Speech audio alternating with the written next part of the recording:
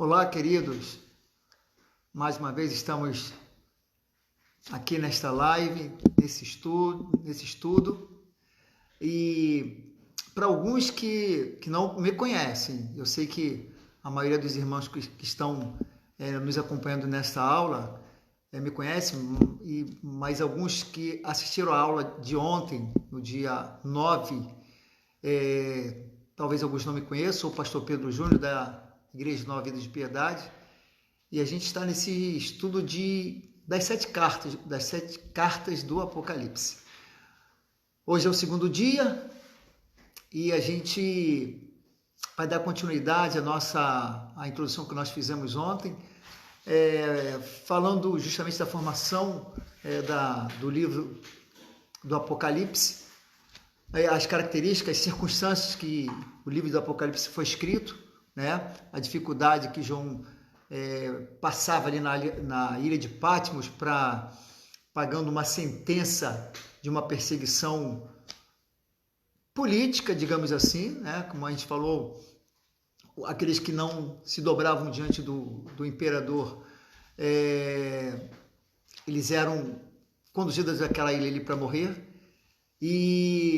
Mas naquele momento de isolamento, o Senhor fez uma grande revelação a João, e João vai escrever o Apocalipse, que ficou para nós, para que nós aprendêssemos a respeito de muitas coisas que aconteceram, que estavam acontecendo, que iam acontecer. A gente viu que o livro é um livro revelado, né? Um livro totalmente revelado, é um livro que tem uma característica muito, muito própria, né, pela linguagem. A gente falou sobre os usos de linguagem, as figuras de linguagem que são usadas para que houvesse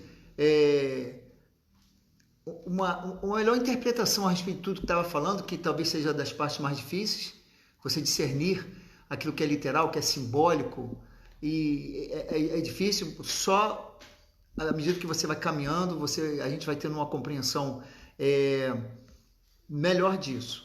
A gente fez a introdução a respeito do capítulo 1, né? Falamos de alguns aspectos do Senhor, da igreja, né? O candeeiro. Inclusive, hoje eu estou com um candelabrozinho aqui, tá? Que a gente falou ontem, né? O candelabro que representa as igrejas. Falamos que ele é um candelabro de 7 braços e é alimentado pelo meio, né? Esse aqui a gente trouxe de Israel, como outros que eu tenho na minha casa lá no Rio.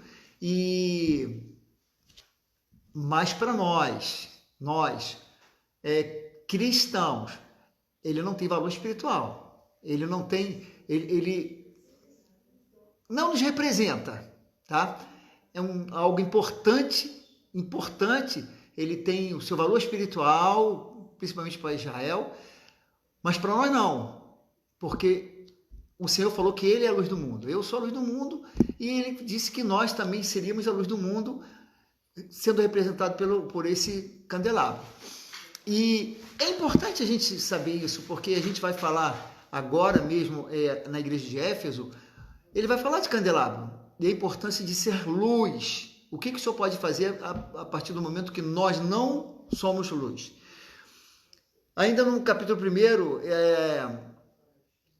o Senhor vai falar a respeito das suas próprias características. E uma coisa interessante a gente precisa saber, de que forma o Senhor se apresenta, e João vê, João se assusta, ele cai como morto, dizendo que a sua cabeça e seus cabelos eram brancos como lã branca, ou como a neve, né? E os seus olhos como chama de fogo. Ele fala de lã, característico daquela região, e fala de neve, porque Israel neva, o norte de Israel neva, tem até centro turístico de esqui, essas coisas todas que tem em lugares que nevam. E ele fala que os seus olhos como chama de fogo, tá? Que vai falar sobre a onisciência do Senhor, né? A introspecção que o Senhor tem de todas as coisas. Vai falar que seus pés semelhantes a latão reluzente, que foram refinados como fornalha. Então, observe que agora ele vai apresentar Jesus vai se apresentar latão reluzente. E a gente vai lembrar que as últimas imagens que aquele povo teve de Jesus eram Jesus com os pés sangrando. E agora o pé dele é um pé forte, reluzente, de um metal resistente. Ele diz que ele tinha 7 estrelas nas suas mãos, mão direita, e na sua boca saiu uma aguda espada de 2 gumes. Claro que é uma figura bem estranha para uma compreensão, né? Essa espada aguda de 2 gumes vai falar sobre a ação do Espírito Santo, a ação que o Senhor tem de discernir alma e espírito, a ação que o Senhor tem de entrar na mente e no coração do homem para discernir pensamentos, né? Desejos e pensamentos. Só o Espírito do Senhor faz isso. Ele sonda profundamente. É por isso que a gente vai com estas características do Senhor, a gente vai entender a ação dele sobre as igrejas. Porque se esse é o Senhor, que ele consegue discernir as intenções, os desejos do coração, ele vai saber que o que é fato, o que é real na presença dele, o que é simplesmente algo que é apenas aparência. E ele conclui dizendo que o seu rosto era como o sol, quando resplandece na sua força. Então, o sol resplandecendo na força, ou seja, apesar das estrelas, né, que representam os pastores, os ministros, apesar da igreja, do candelabro, o sol maior sempre será o Senhor, é aquele que vai resplandecer mais do que todos. Nós falamos sobre que ele tomou a chave da morte do inferno, né, quando ele morreu, e nisso nós fechamos o capítulo 1. Aí a gente entra no capítulo 2 e no capítulo 3, que vai falar a igreja no passado e no presente. Primeiro, nós vimos que ele vai falar as coisas concernentes à igreja no passado e no presente, e depois ele vai falar no futuro. Então, esses 2 capítulos vão trazer 7 mensagens às igrejas existentes na província romana da Ásia. Então, essas 7 igrejas, tá? Elas pertencem a uma província romana e que tem Éfeso como a capital dessa província romana. Hoje ali é onde está a Turquia, a atual Turquia, tá? Que ela é banhada pelo mar Mediterrâneo, vindo de Israel, saindo para quem vai para a Itália, e entra pelo mar Egeu, ali que faz o mar, aquele braço de mar que vai ali para dentro, cortando ali pela Turquia. Então, esses lugares existem até hoje, tá? Esses lugares existem, assim como essas igrejas existiram, e não por acaso o Senhor vai usar João para lhe dar revelação, para que a igreja fosse orientada a respeito das últimas coisas. Muito bem, essas 7 cartas, eu costumo sempre dizer isso para os alunos, sempre para os alunos e tal, nada na Bíblia é por acaso, tudo tem uma vírgula, tem um porquê, uma frase, uma letra, ela tem um porquê. Elas vão representar o ciclo completo da história da igreja. Completo. Ou seja, a primeira igreja, a chamada igreja apostólica, até a igreja que nós estamos vivendo hoje. Alguém vai falar, pastor, mas essa igreja, por exemplo, Éfeso, que nós vamos falar hoje, ela existe naquele tempo, mas ela existe hoje também? Existe. E a gente vai ver que existe. Ela existiu durante todo o tempo? Existe. Só que existem algumas características nelas que vão identificá-la melhor com o tempo que elas passaram. Vão ter uma característica maior da época que elas estavam vivendo. Então, cada igreja tem 7 características, né, que a Bíblia traz. E espero que você esteja com a sua Bíblia aberta aí no capítulo 1, né? A gente vai entrar no capítulo 2 agora. Então, ela tem 7 características. Vamos a elas. Essas 7 características são atributos de Cristo. E todas elas vão trazer o atributo de Cristo. A segunda, elogio à igreja. Só tem uma igreja que não é elogiada, que é a Laodiceia, que é justamente a última igreja desse ciclo. Terceiro, o estado espiritual da igreja. O quarto, advertência. Quinto, uma censura e sentença. Essa sentença com censura, ela só não vai se aplicar a Esmirna, em Filadélfia. Então, são essas duas que ficam fora dessa censura do Senhor a elas. E no final, a sétima característica é a promessa ao vencedor, que é algo que o Senhor vai falar para todas elas. Quem vencer, sempre. Ou seja, independente da igreja, da característica que a pessoa esteja, ainda que a igreja tenha aquela característica, vai ter alguém que não vai se dobrar a algumas circunstâncias dela. Muito bem. Então, primeiro versículo do capítulo 2. Ao anjo da igreja em Éfeso escreve: isto diz aquele que tem na sua destra as 7 estrelas. Já falamos sobre isso. Que anda no meio dos 7 candeeiros de ouro. Ou seja, o Senhor, ele anda entre as igrejas. Então, tudo que a igreja faz, o Senhor sabe. O Senhor acompanha. Igreja de Éfeso. Éfeso significa desejável. A gente vai observar que cada igreja, ela tem um nome, ela significa alguma coisa. E é como nós vamos identificar essas igrejas durante toda a história da igreja cristã. Como a gente vai identificar? Então, Éfeso significa desejável. E ela representa a igreja do amor decadente. Ela representa a igreja do primeiro século. Primeiro século ali, a igreja da era apostólica.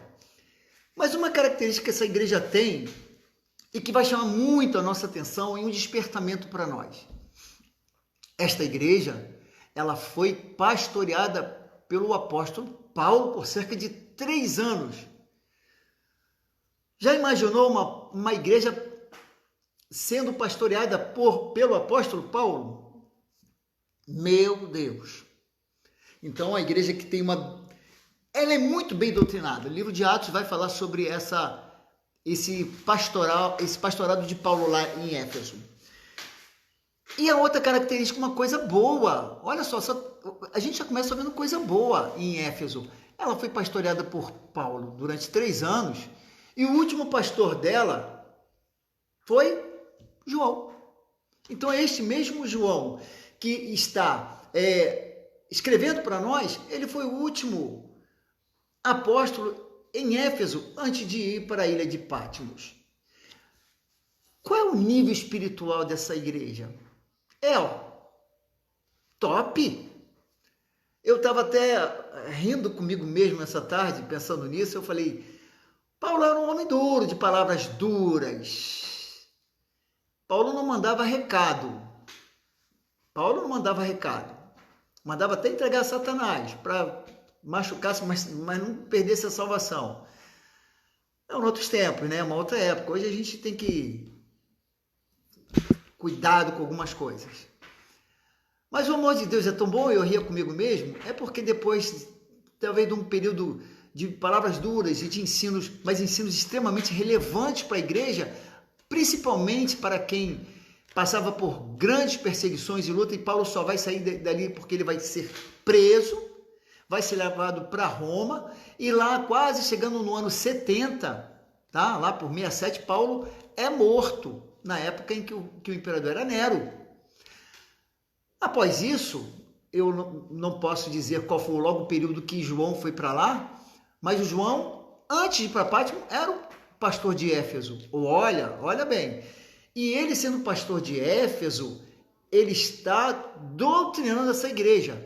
Certamente com uma característica de relacionamento, porque enquanto Paulo era uma pessoa mais fria, talvez, uma pessoa mais dura, o João é o chamado apóstolo, né? O discípulo do amor, é aquele que reclinava no ombro de Jesus, certamente é uma pessoa mais amável, lidasse de repente diferente com a igreja ali. Mas o mais importante disso não é esse tipo de relacionamento, é o ensinamento. O ensinamento é o que é importante. Então, Paulo e João, meu Deus, Paulo e João, pastores de uma igreja. Essa igreja tem tudo para ser arrebatada. de tanto conhecimento, de tanto exemplo de vida, comunhão e conhecimento do Senhor. Mas o tempo passa, e nesse tempo em que João é preso e João vai para Patmos, e o Senhor dá esta tremenda revelação a ele, o Senhor vai falar para João, tá? Para João escrever, né, ao anjo da igreja, ou seja, ao pastor daquela igreja. Isso fica muito claro, porque alguns falam, ao anjo da igreja em Éfeso. Então tem um anjo lá, tem alguém que cuida da igreja. E o Senhor vai dizer que pode acontecer alguma coisa com essas pessoas que não cumprirem fielmente o seu ministério. Ele anda no meio dos 7 candeeiros. Então, o Senhor sabe o que a gente faz. Sabe o que os pastores fazem. Ah, pastor, mas e se estiver errado? O Senhor sabe. E quais as consequências? A gente vê aqui na frente. Éfeso significa desejável. Então, é igreja desejável. Como essa igreja é desejável? Mas é conhecido como o amor da igreja decadente. Como que uma igreja que é pastoreada por Paulo e João é decadente no amor? Porque ela é profundamente espiritual. Ela é profundamente espiritual. Mas faz algumas coisas, começa a fazer ou deixa de fazer algumas coisas que são extremamente relevantes, talvez mais importantes da igreja. Olha o que o versículo 2 diz: conheça as tuas obras, o teu trabalho e a tua perseverança. Ou seja, a igreja de Éfeso, ela é laboriosa, ela trabalha para o reino, ela trabalha e é perseverante. Ela persevera em meio a todas as dificuldades. Ele continua dizendo: olha, eu sei que você não pode suportar os maus, e que puseste à prova os que se dizem apóstolos e não são, e os achaste mentirosos. Então, esta igreja, ela é tão bem doutrinada que vão entrar falsos mestres, falsos profetas, e alguns se dizendo apóstolos, em que parece que escreveram ontem, né? Que nós temos nas igrejas falsos apóstolos, falsos mestres, falsos profetas. Isso existiu o tempo todo durante o tempo da igreja, da vida da igreja. Sempre existiu. E nosso tempo não é diferente. Ela não é diferente. Continua tendo falsos apóstolos, falsos profetas e falsos pastores. Só que aí, mas como é que você descobre isso? João vai escrever aqui: eles se dizem apóstolos e não são, e os achastes mentirosos, e tens perseverança, e por amor do meu nome sofreste, não desfaleceste.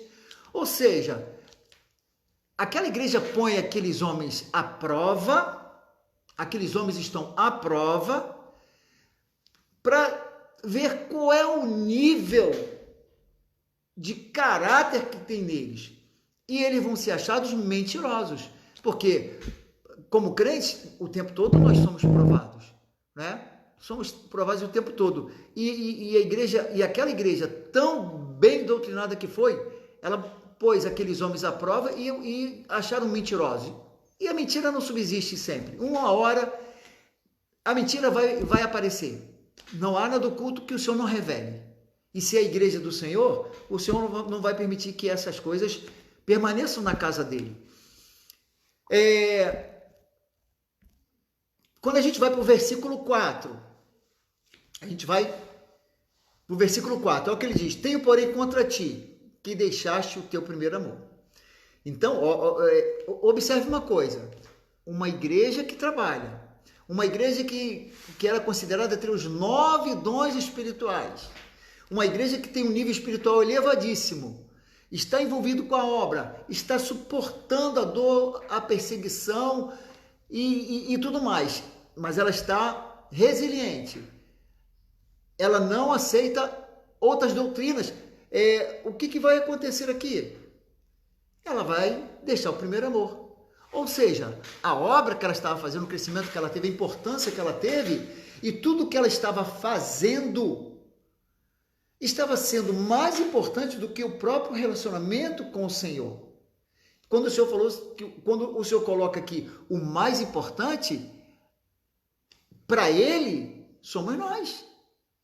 Isso vem ensinar algumas coisas para nós, é que a nossa vida espiritual para o Senhor, ela não é medida por aquilo que nós fazemos na igreja. Não é muito menos medida pelas boas ações que nós fazemos, porque senão tem religiões aí que está muito bem. A nossa vida espiritual é medida pela importância que nós somos para o Senhor. Por isso que essa igreja, apesar de toda a sua espiritualidade, de toda a sua doutrina, como nenhuma outra igreja talvez tenha tido, ela deixa o primeiro amor.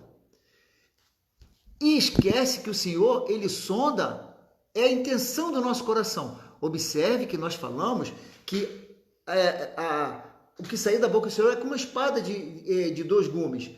Por que essa espada? Ela vai fazer justamente o discernimento de que para quem nós estamos trabalhando. A Bíblia fala que o homem conhece o exterior, mas Deus sonda o coração. Foi o que o Senhor falou para Samuel lá a respeito de Davi. Deus sonda o coração. E é o coração dessa igreja que o Senhor está sondando. Olha, vocês deixaram o mais importante para trás. Aí no versículo 5, olha o que ele vai falar no versículo 5. Lembra-te, pois, de onde caíste e arrepende-te e pratica as primeiras obras. Quais são as primeiras obras? A gente pode pensar aqui em muita coisa a respeito da primeira obra. Mas primeiro é lembrar.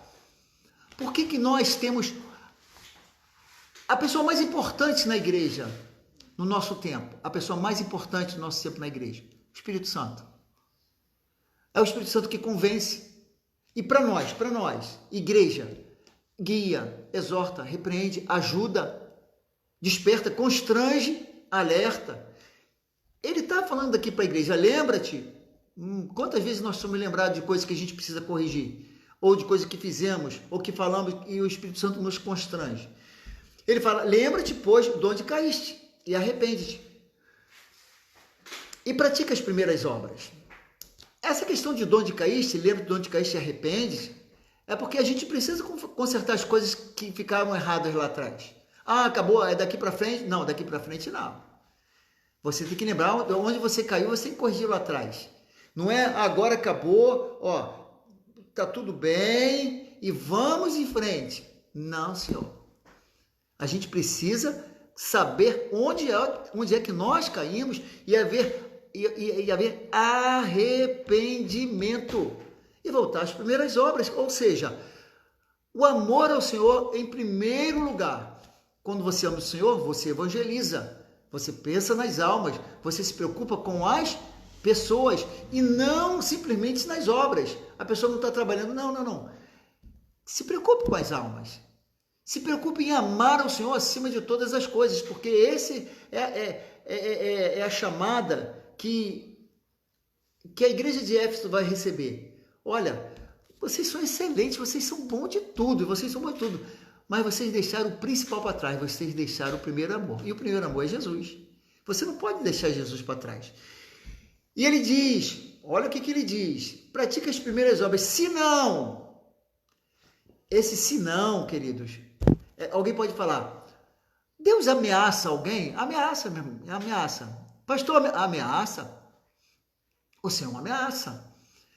Senão ele não coloca, olha, senão, olha, ó, arrepende, volta às primeiras obras. Senão, não está aqui por acaso. Senão brevemente virei a ti e removerei o teu lugar, do seu lugar, o teu candeeiro. Eu vou tirar o teu castiçal. Se não te arrependeres. Então a gente tem que voltar aonde nós erramos, haver arrependimento, senão ele tira o candeeiro. O que é um candeeiro? Já falamos. Candeeiro é a luz. Candeeiro é o que ilumina. Ele representa a igreja, que é a luz do mundo. Se eu como igreja,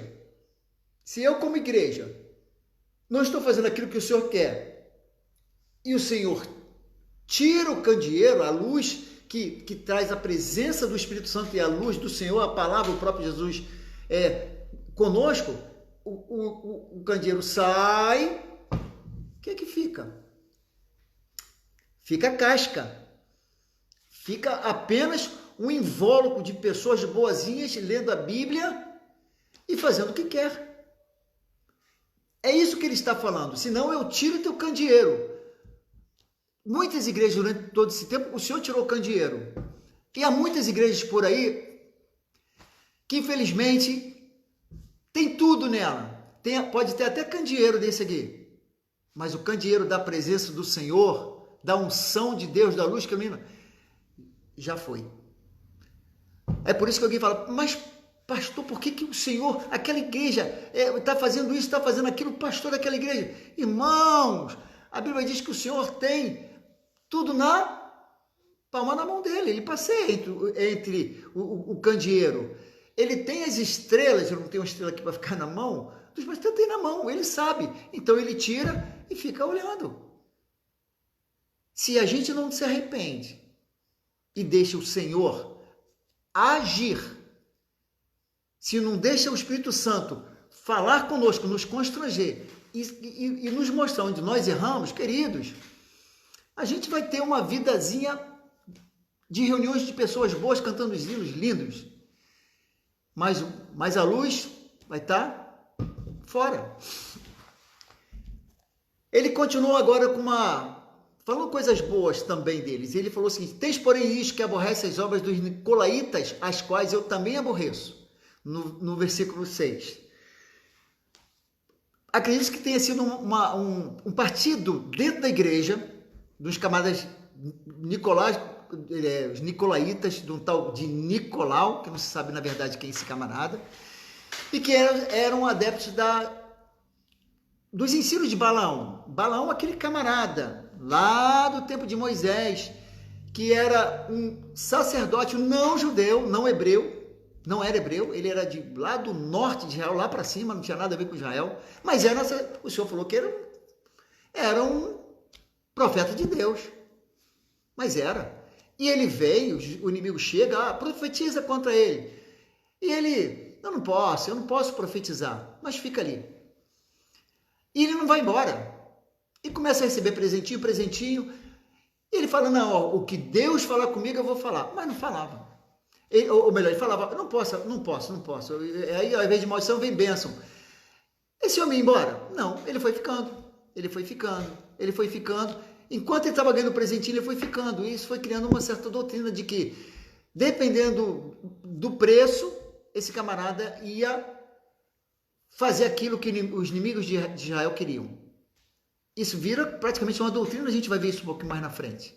E o próprio Balaão vai ser massacrado pelos apóstolos, Jesus falando mal dele. Eles queriam implantar a sucessão apostólica, esses camaradas dentro da igreja. Naquela época, eles queriam implantar a sucessão apostólica. E quando já estava fechado, apesar de que já nesse tempo, os apóstolos já estavam morrendo. Já tinha muito apóstolo morto. Tá? Principalmente quando João escreve o livro do Apocalipse, todos os apóstolos tinham morrido. Todos, só ficou João. Então, quando ele escreve isso, não tem mais apóstolo, só tem João. E esses camaradas querem o seguinte: puxa vida, só tem João, vamos botar mais apóstolo aí. Eu acho que eu tenho alguns apóstolos, tinha que ler um pouquinho mais a respeito dessa passagem aqui, a respeito da igreja de Éfeso. Coisa que a igreja não aceitou. E também afirmavam que a imoralidade sexual não afetava a relação com o Senhor. Ou seja, eles queriam ter uma vida libertina. Vamos lembrar que aquela região ela é toda influenciada por uma cultura helênica, uma cultura da Grécia, da sodomia e tal, é do prazer carnal. Então o prazer era a fonte de tudo daquela sociedade. E esta igreja vive em meio a essa sociedade. E esse camarada falou, olha, uma coisa a gente está na igreja, outra coisa é a nossa vida lá fora. E a igreja não aceitou isso. Isso é que é o mais importante. Tá? Eles não aceitavam essa prática da imoralidade. E no versículo 7, ele vai dizer, quem tem ouvidos, ouça o que o Espírito diz às igrejas. Então, o Espírito do Senhor, ele continua falando às igrejas. falava naquela época e continua falando hoje. Ele vai dizer: ao vencedor, ao que vencer, dar-lhe-ei a comer da árvore da vida que está no paraíso de Deus.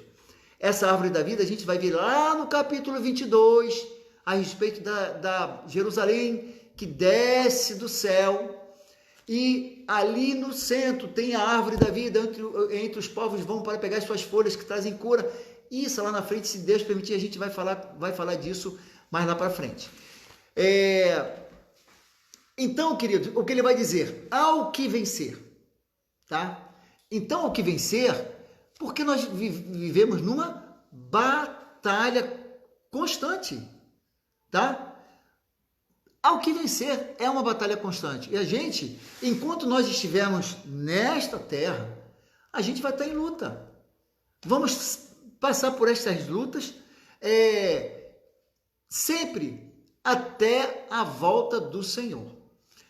Queridos, algumas pessoas fizeram algumas perguntas na aula, no estudo de ontem, e eu respondi, acho que na própria aula. Algumas perguntas a gente vai tratar do assunto um pouquinho lá na frente, tá? Eu recebi algumas mensagens falando que já ouviram algumas mensagens fora, alguns pastores e tal, e de mensagem aqui e ali, dúvida aqui e acolá. A gente vai tratar desses assuntos, algumas coisas lá para frente, tá? Eu espero que você mande a sua pergunta, porque você mandando a sua pergunta a gente vai anotar e vai respondendo à medida que a gente for falando desses assuntos. Hoje nós falamos sobre Éfeso, tá? Amanhã nós vamos falar sobre Esmirna e vamos caminhando aí, porque Éfeso talvez seja a igreja que menos controvérsias nós tenhamos, mas a partir já de Esmirna nem tanto, mas de Pérgamo, a coisa começa a tomar um rumo um pouquinho mais caliente. Então eu espero que você amanhã, às 10 da noite, você esteja novamente conosco. Mande a sua dúvida, os seus questionamentos. Eu sei que a gente ouve muitas coisas por aí, mas o que a gente quer é fazer com que, da melhor forma possível, a gente tenha a melhor compreensão possível da palavra do Senhor, com graça e na misericórdia dele, tá bom? Mande a sua resposta, divulgue isso para outras pessoas e a gente vai continuar aqui amanhã, querendo Deus, nessa nossa lição. Tá bom, querido? O Senhor te abençoe, o Senhor te guarde e até amanhã com a graça do Senhor. Amém.